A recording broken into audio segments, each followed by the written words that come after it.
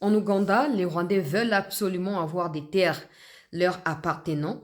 Et la question fait couler beaucoup d'encre. On en parle dans cette édition d'actualité parce que ça peut également être une stratégie de déviance contre la RDC, question d'attirer notre attention là-bas pendant que les deux pays renforcent leur stratégie de combat contre la RDC. On va également prendre un des conseillers du président ainsi que le ministre des Mines au sujet de est-ce que la RDC pourrait annuler le partenariat avec les États-Unis, qu'est-ce qui va se passer si dans les futurs ça ne marchait pas, blablabla. Qu'est-ce que la loi congolaise prévoit également? Vous allez suivre toutes les réactions qui ont été faites par les deux autorités dans cette édition d'actualité. Je vous ai promis dans la première partie que j'allais revenir sur ce qui a été mentionné par le compte officiel de la présidence de l'Angola en rapport avec dialogue ou pas, cessez-le-feu, etc. Vous allez suivre également, je vais lire pour vous au cours de cette édition d'actualité. Bienvenue et merci de nous suivre dans cette deuxième partie. Si vous n'avez pas suivi la première, ben, elle est sur la chaîne, allez-y et vous allez suivre. On va commencer par l'Ouganda. Et puis, je vais donner quelques images parce que ça fait quand même 48 heures qu'on ne s'est pas vu. Il y a des combats qui ont eu lieu du côté des Minembwe là-bas. Plusieurs Twirwaneho sont neutralisés, d'autres sont blessés et certains se sont également rendus au FRDC. Je vais vous en parler et vous apporter des éléments de précision au cours de cette édition d'actualité. Je vais dire en Ouganda, où je disais en Ouganda, on va suivre cette vidéo. C'est facile, l'anglais est moins facile, mais dans les cas contraires, je peux toujours faire les petits commentaires parce que ça me permet de ne pas me perdre dans les fils d'idées. Donc. Rwanda. The 1962 constitution it's very clear. Anyone who was in Uganda on the 8th of October, a day before independence, that person automatically became a citizen of Uganda. You get it? And the 1995 constitution is also very clear that the day the 1995 constitution commenced, anyone who was a Ugandan before continues to be a Ugandan. Article 9. That's Article 9. That's what we are requesting. Unfortunately, those officials at NIRA, the immigration, they always do the opposite. We want officials from Ministry of Internal Affairs and Immigration not to apply the laws selectively. The constitution of Uganda is very clear. To be a Ugandan, you must belong to the below-listed indigenous communities that existed in Uganda before 1926. Those include Baganda, Bacholi, Balango, Atesots, and the rest. Even Banyarwanda, we are included in that constitution. We are number 24.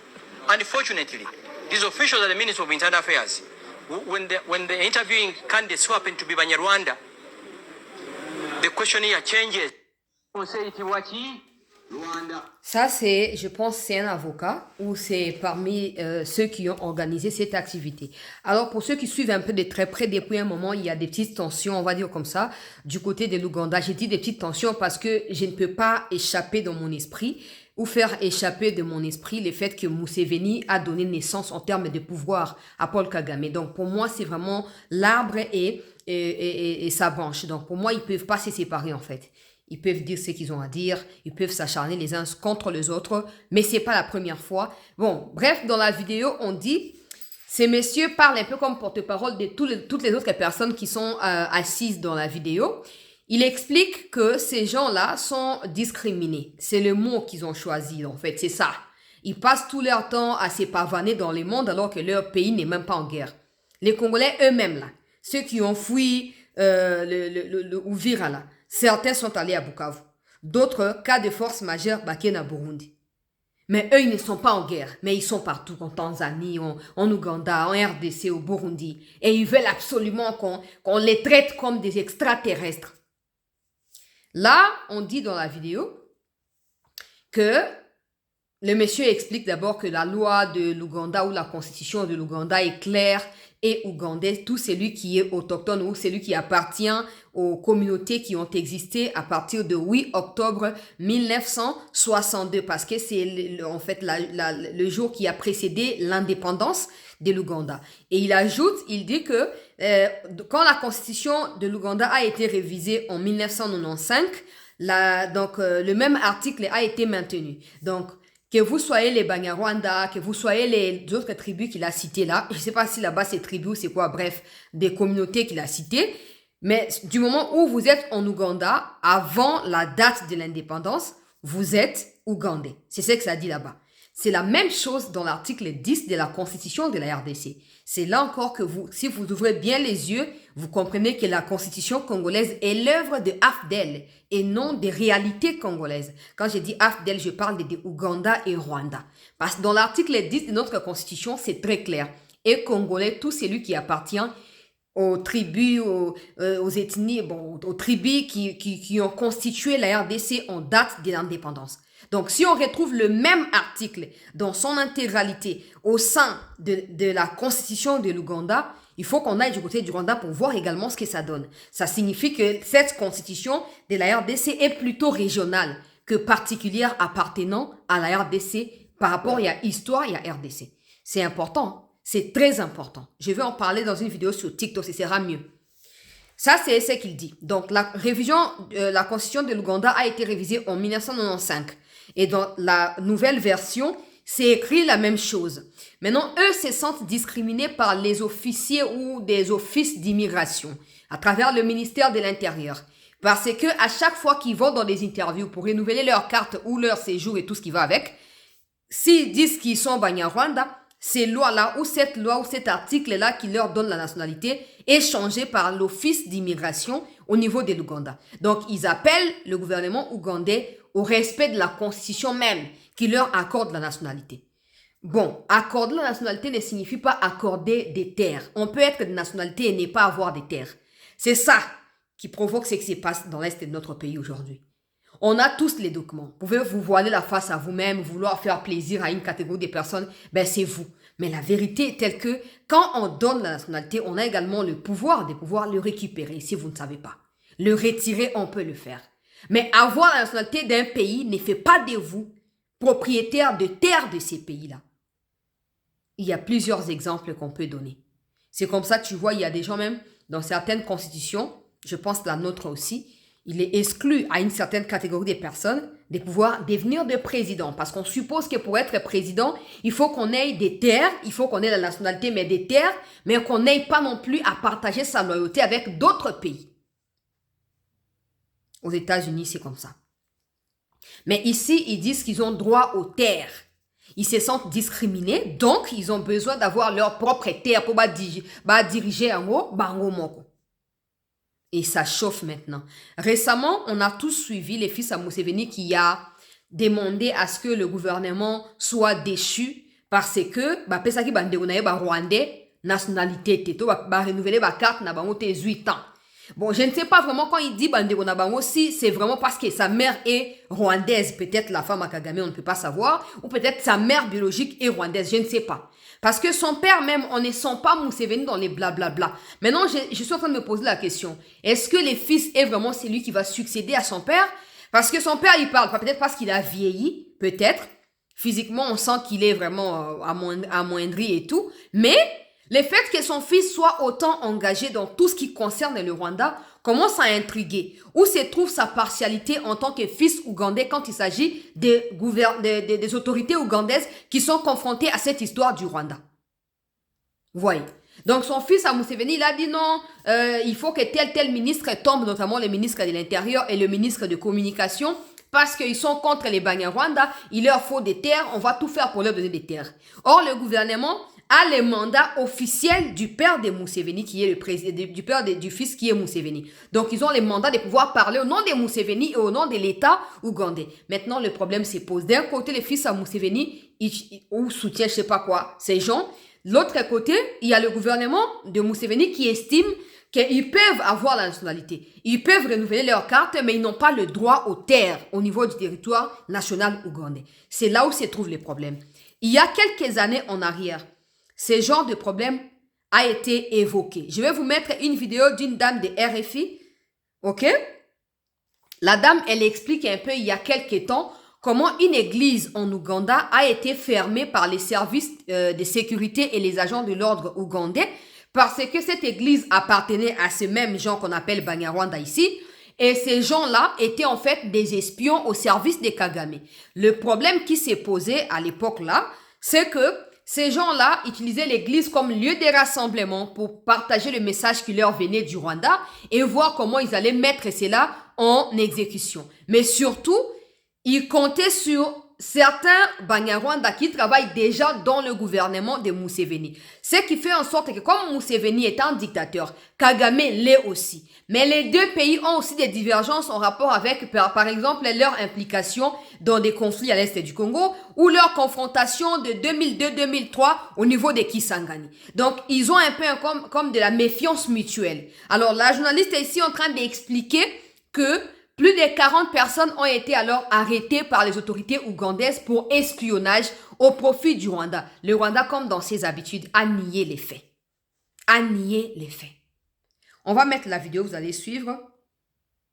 Quelle information dispose-t-on sur ce coup de filet, Sonia? Quelles sont les circonstances et les personnes visées? Alors, ce qu'on sait, d'abord officiellement, on sait très peu de choses.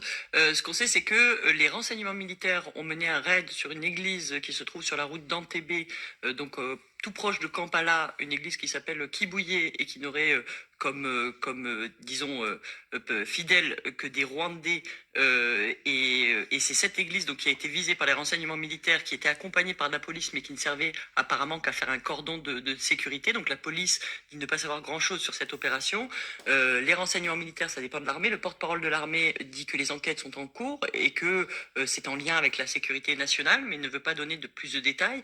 Et donc les seules informations finalement qui filtrent côté ougandais, c'est le fait, ces gorges profondes qui s'expriment dans la presse ougandaise, où on sent bien que ce sont des sources sécuritaires qui expliquent la situation et qui disent effectivement qu'ils soupçonnent, en tout cas cette église, d'avoir servi de couverture aux renseignements militaires rwandais, donc il y aurait des agents infiltrés au sein de cette église, et que cette église aurait eu à faire des missions, peut-être même à servir à financer les renseignements militaires rwandais, en notant que ces églises born again ou évangéliques en Ouganda arrivent à finalement obtenir beaucoup de fonds étrangers, et notamment des États-Unis. Donc il y a beaucoup d'informations comme ça qui circulent dans la presse, mais les autorités ougandaises, comme souvent, parce que c'est pas la première fois que ça arrive que des Rwandais sont arrêtés en Ouganda et soupçonnés d'espionnage, ne disent pas grand-chose quand il s'agit de la sécurité nationale. En revanche, évidemment, côté rwandais, les officiels, eux, sont plutôt surpris de voir cette église ainsi... Oui, ils se disent 40 espions ensemble dans une église, ça tient pas debout. Voilà, c'est ça. Enfin, ils expliquent effectivement que ça leur paraît improbable que ce soit tous des espions, et puis ils rappellent un peu l'historique des relations entre les deux pays, et notamment le fait que eux disent qu'il y a un certain nombre, des dizaines même de Rwandais qui sont dans les geôles des renseignements militaires ougandais et qui sont soupçonnés d'espionnage mais qui n'ont pas de procédure judiciaire et dont ils demandent régulièrement des informations sur cette situation. Là encore, l'ambassadeur rwandais a écrit aux autorités ougandaises pour demander des explications et savoir un petit peu ce qui se passait. On est quand même dans des situations qui se répètent entre les deux pays. Et justement, vous parliez des relations entre Ouganda et Rwanda, elles se sont détériorées ces derniers mois. Est-ce qu'on peut lire ces arrestations dans le cadre de cette brouille entre Paul Kagame? Bon, je pense que je peux aussi m'arrêter là. Vous pouvez retrouver l'intégralité de la vidéo sur mon Twitter. Je vais poster ça sur Facebook et TikTok pour vous faciliter aussi la tâche. Là, c'est un journaliste, ou on va dire ce sont des journalistes, parce qu'il n'y a pas que le monsieur, il y a aussi la dame. Ce sont des journalistes des RFI, comme vous pouvez voir. Ils sont en train d'expliquer des faits où on va consulter le corps d'information au niveau de Ouganda. Des citoyens rwandais sont arrêtés dans une église parce qu'ils servent d'espionnage au Rwanda. Et après avoir vérifié, ils ont également découvert que cette église-là reçoit du financement à partir des États-Unis. Alors, sans confirmer avec ferme et conviction, on sait tous que les Twiranéo qui créent la pagaille aujourd'hui dans les hauts plateaux, Fizi, Minembwe, tout ça, Baraka et tout ça, sont également financés à partir des États-Unis par ce qu'ils ont appelé Maoro Peace, un truc qui appartient aux Rwandais. Mais ils se disent des Congolais. Alors, voir qu'ils sont aussi cités où il y a des financements des églises, parce que ce sont les mêmes associations qui ont financé les Roubaix et les Nyaruga quand ils étaient des pasteurs ici à Kinshasa. Voyez un peu la situation. Alors, le fait que le Rwanda dise, selon les journalistes, que non, c'est pas possible qu'il ait 40 espions au même endroit. Non, là n'est pas le problème. Est-ce que c'est vrai ou c'est faux qu'ils sont des Rwandais? Ça, c'est la première question. Il faut d'abord répondre à ça. Les faits de minimiser le nombre de personnes ou de dramatiser ne signifie rien. Les faits sont les faits. Ok, ce sont des Rwandais ou ce ne sont pas des Rwandais? Travaillent-ils pour le Rwanda ou pas? Le problème, ce n'est pas leur quantité, non. C'est dans les habitudes du Rwanda de contourner les sujets pour raconter la vie ou raconter des bêtises et autre chose.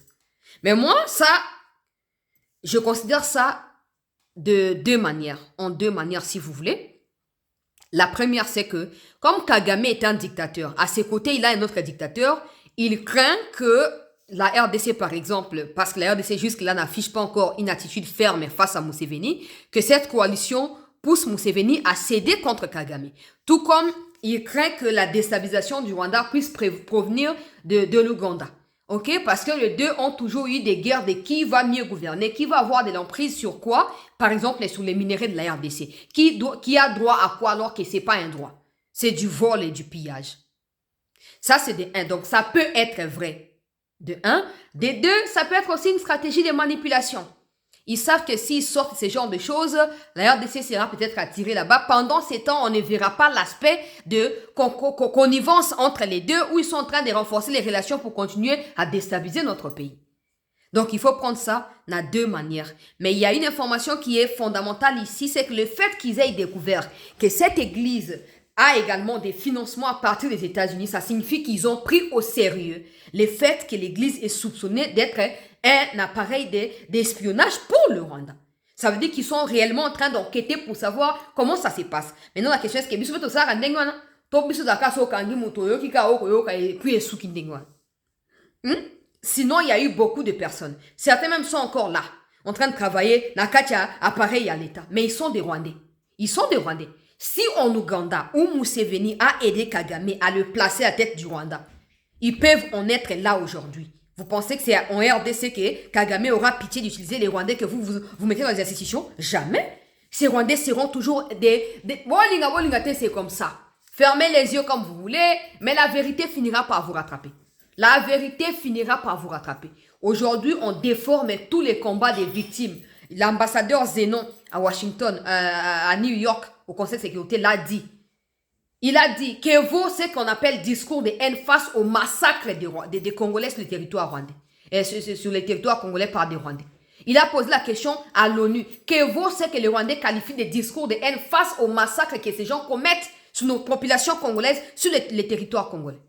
Le Rwanda n'avait pas de mots. Hein. Même l'ONU n'a pas pu répondre à ça.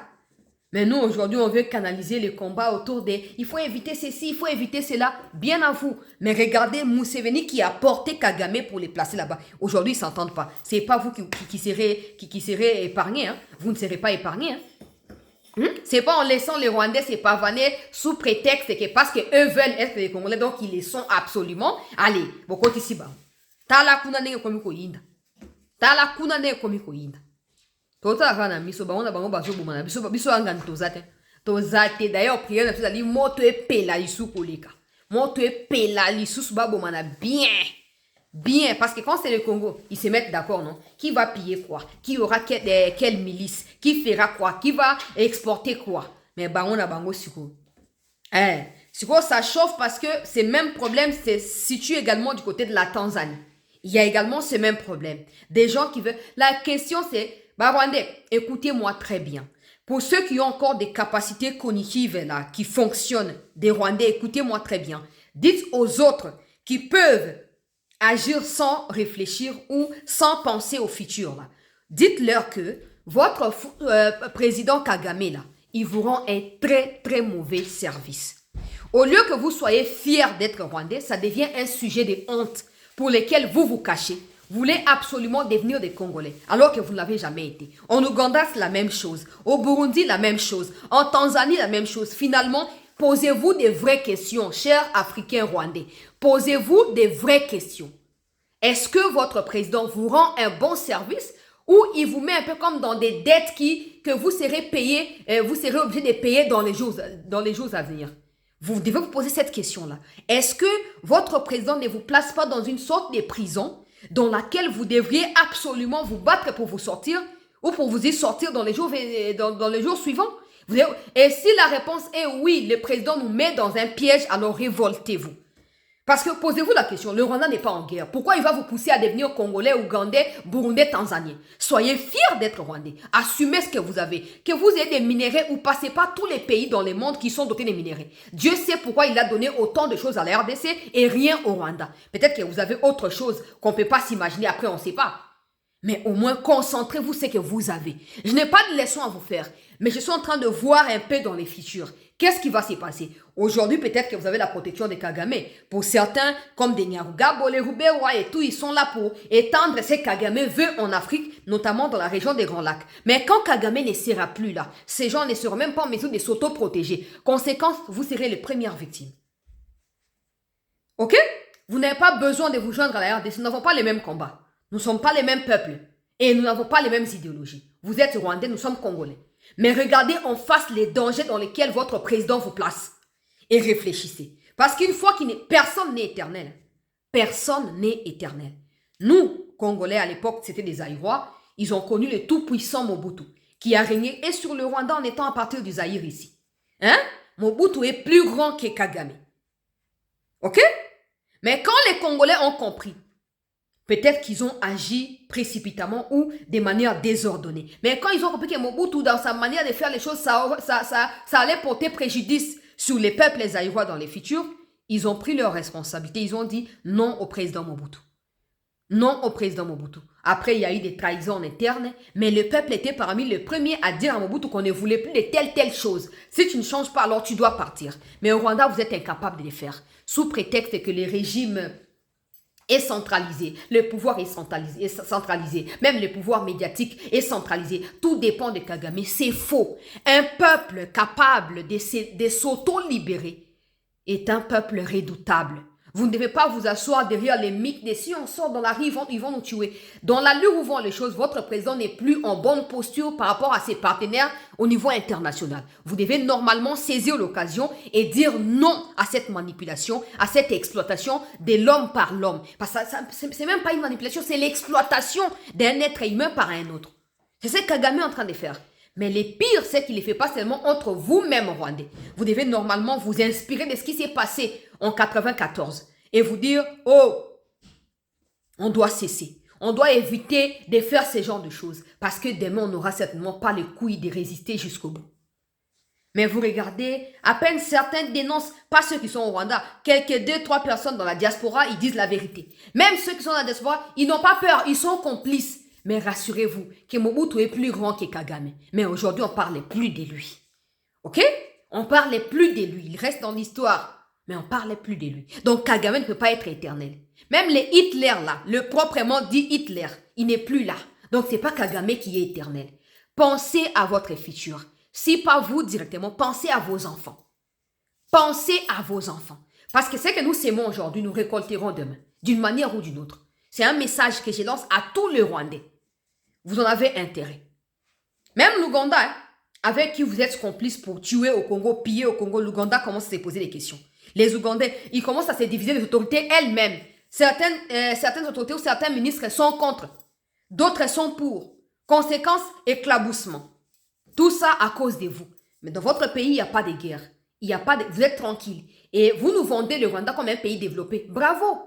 Bravo, mais pourquoi vous n'y restez pas? Qui développe le Rwandais? Ça devrait être les Rwandais, non? Ou ce sont des aides humanitaires qui développent le Rwanda? Parce que si ce sont les Rwandais qui sont appelés à développer leur pays, je suppose qu'ils doivent y habiter pour le faire. Mais les autorités congolaises doivent tirer des leçons de ce genre de situations. Des financements qui viennent de l'étranger, camouflage derrière des églises, des ONG, associations, ASBEL ou tout ce que vous voulez. Les vérités commencent à sortir. On n'est pas pressé. On verra bien ce qui va se passer. Même si ça peut être voilà, une carte où ils sont en train de jouer un rôle et tout ça, peu importe. Le temps finira par nous révéler la vraie vérité dans cette situation. Alors, Eric Prince, qui est le chef de Black Waters, qui en est fondateur, a expliqué selon Reuters. Je ne sais pas s'ils disent la vérité ou ils dramatisent. Donc, je cite la source pour que ça ne retombe pas sur moi.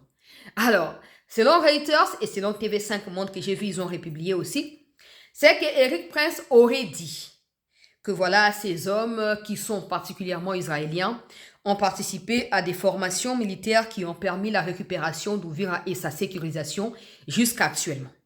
mais aussi que c'est vrai, ils sont déjà en partenariat avec la RDC. L'objectif pour eux, c'est d'accompagner la RDC avec les FARDC pour nous permettre, nous Congolais, de récupérer nos territoires qui sont sous occupation rwandaise. Donc, ça va partir d'Ouvira pour atteindre Bukavu, par la suite atteindre Goma et faire respecter les accords et les promesses qui ont été faites par toutes les parties à Washington le 4 décembre 2025 dernier.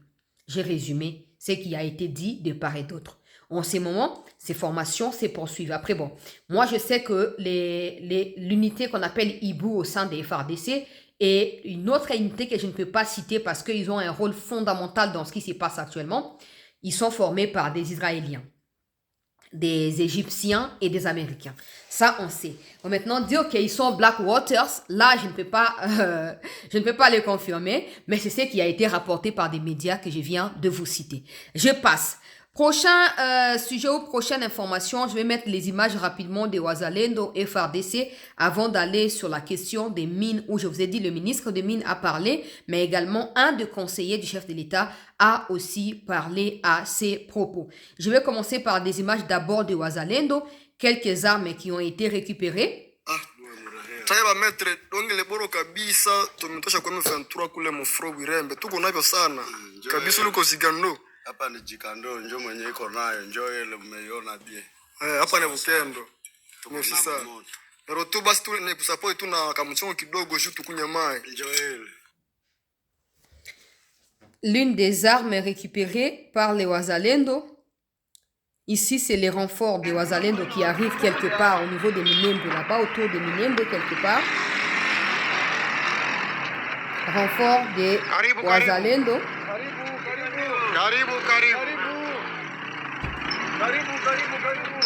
Autour de cet après-midi. Voilà, ils sont très nombreux, très nombreux. Ils arrivent. Objectif, maîtriser la situation dans les hauts plateaux.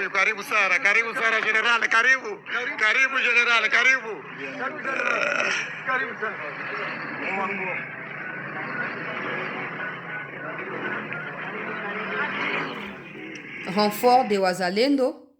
Quelque part, vous avez cet individu qui a été aussi arrêté.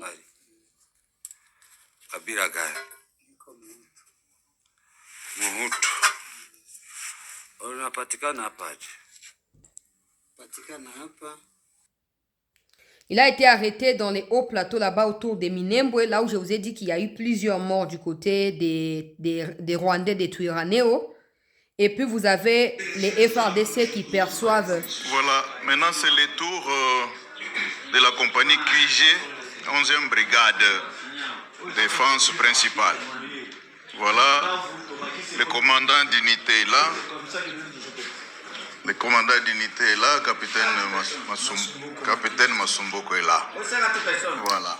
Donc, les FARDC qui perçoivent leur salaire ou leur rémunération, ou peu importe, ils ont remercié également le président de la République, mais il y a encore, ça c'est ceux qui sont au front. Il y a des primes en dehors de leur salaire, il y a des primes qui leur sont données comme ça.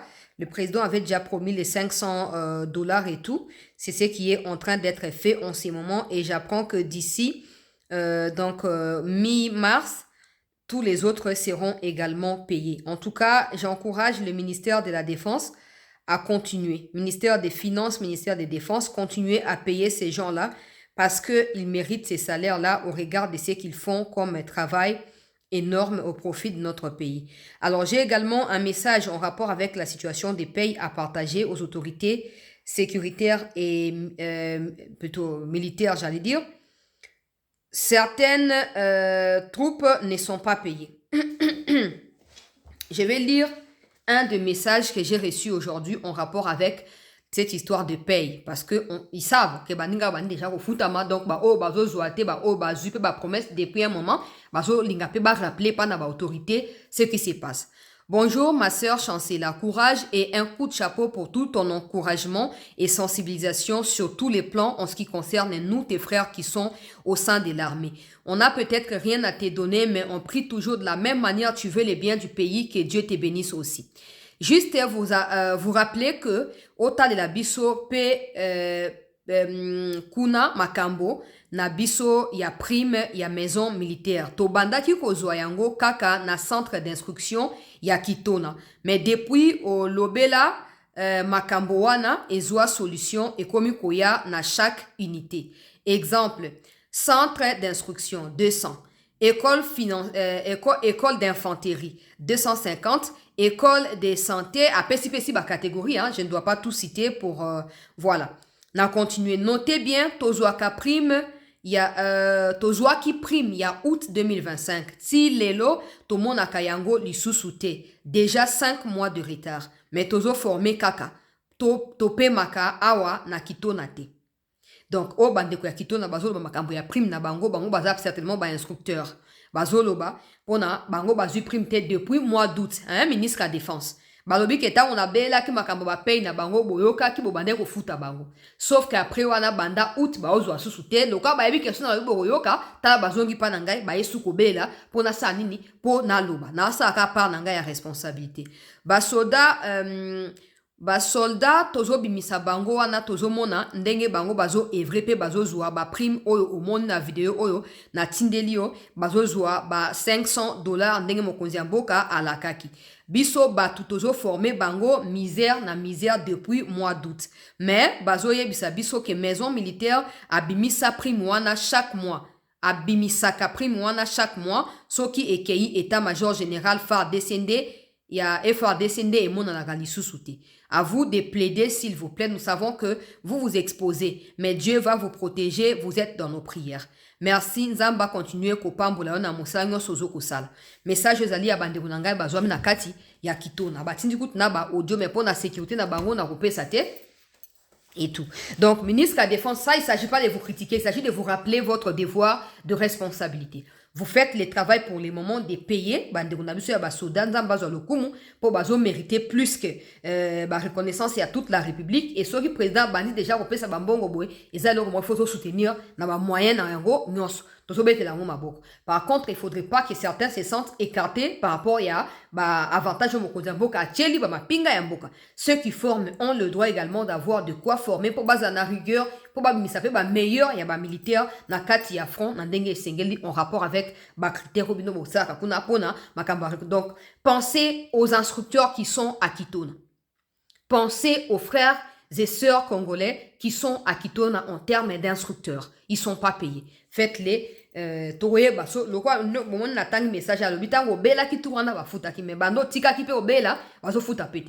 que dans la maison militaire, il y a chef Yasika, peut-être qu'il n'est pas encore officialisé, mais ça existe. La suite ou comment on appelle ça, traiter les affaires courantes, ça se poursuit. Donc, il est nécessaire de revoir avec l'état-major de l'armée. Peut-être le ministre peut appeler ou je ne sais pas comment vous vous organisez, mais il est important de revoir avec l'état-major pourquoi depuis le mois d'août 2025, des instructeurs qui sont à Kitona ne sont pas payés. Leurs primes ne sont pas versées. Pourquoi? Pourquoi? C'est très important. Tokei makambo ya mine, poto kende ko chute.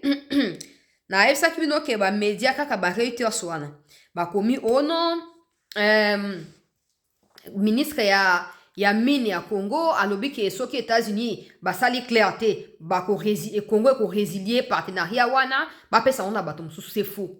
Actuellement, la RDC cherche à avoir davantage de partenaires, en tout cas de manière diversifiée, pour nous permettre de certainement également diversifier le domaine, mais aussi diversifier des emplois au profit des Congolais. La sous-traitance et tout ce qui va avec. Donc, ça ne va pas de l'intérêt de la RDC de n'avoir que les États-Unis comme partenaires. On a les Japon qui frappent désormais à nos portes, qui sont sur le point de signer un partenariat également d'exploitation des tungstènes et des cassitérites, et je pense même de lithium. Donc, c'est un peu le marché qui est ouvert à tout le monde. Les Émirats et tout ça, tout le monde veut investir, tout le monde veut s'arracher la RDC. C'est comme je l'ai dit, et je réitère, il ne s'agit pas de faire, on choisit tel ou tel, non. Il s'agit de nous-mêmes savoir ce que nous voulons, pour ne pas nous faire submerger ou engloutir dans ce qui se passe là.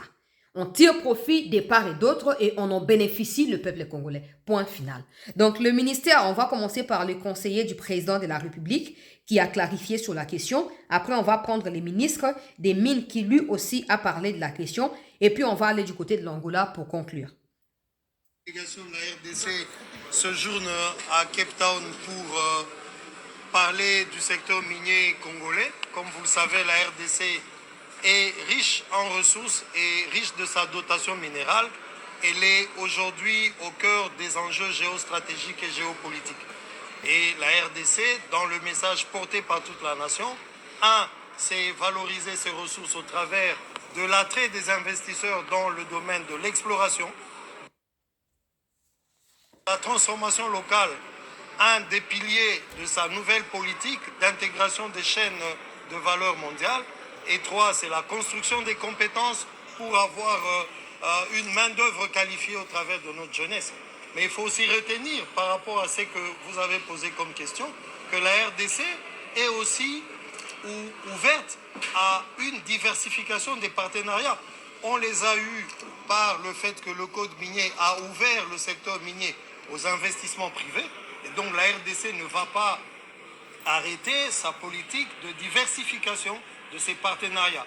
Donc la RDC n'a pas rompu ou n'a même pas l'intention de rompre ses accords avec les États-Unis. On a été à Washington la semaine passée pour renforcer notre deal, et le deal va se poursuivre aux conditions qui ont été en fait définies dans le cadre de cet accord-là.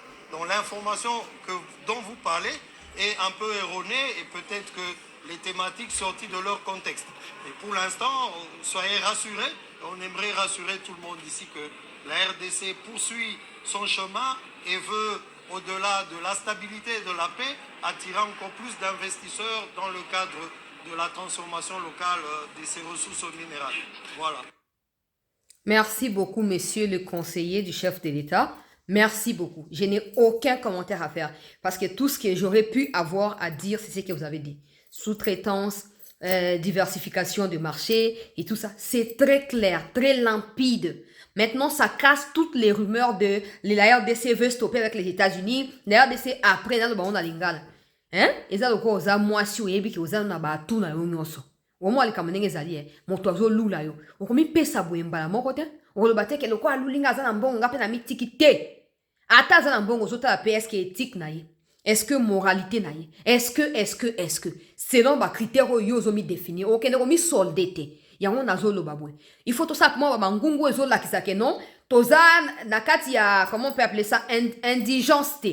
Toza ba indigenté.